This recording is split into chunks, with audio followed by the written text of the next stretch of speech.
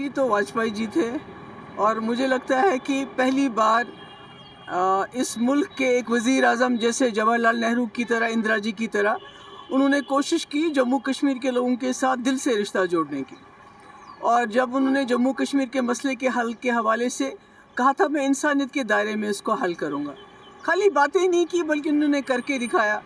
पाकिस्तान बस लेके गए, कारगिल के बाद बातचीत जारी रखी,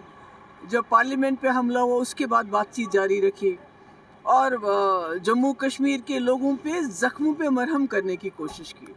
तो उस वक्त जब मुफ्ती साहब वज़ीर आला थे तो हमने जेलों के दरवाजे खुले छोड़ दिए। गिलानी साहब को, यासीन मलिक साहब, शबीर शाह साहब, जितने भी जेलों में बंद थे उनको जेलों से बाहर लाया, और वाजपेयी जी ने उस पॉलिसी का सपोर्ट किया, उसकी मुखालफत नहीं की। तो मैं समझती हूँ कि जम्मू कश्मीर के लोग उनको ज़रूर याद करते होंगे, उनकी कमी महसूस करते होंगे, और जो बड़े बड़े जो कॉन्फिडेंस बिल्डिंग मेजर्स हो गए, जैसे बातचीत हुर्रियत के साथ, जैसे पाकिस्तान के साथ रास्ते खोलने की बातचीत, जैसे पाकिस्तान के साथ डायलॉग की बातचीत, ये सब वाजपेयी जी ने इनिशिएट किया। और शायद यही बहुत बड़ी वजह है कि जो मुफ्ती साहब ने दोबारा बीजेपी के साथ हाथ मिलाया, ये सोच के कि जो वाजपेयी ने जम्मू कश्मीर को लेके एक इंसानियत के दायरे में मसले कश्मीर के हल ढूंढने की कोशिश की। शायद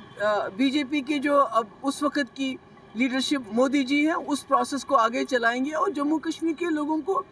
इस मुसीबत के दलदल से बाहर निकालेंगे। तो मुझे लगता है आज कश्मीर के लोग या पूरे मुल्क के लोग जो है वाजपेयी जी की कमी को महसूस करते होंगे।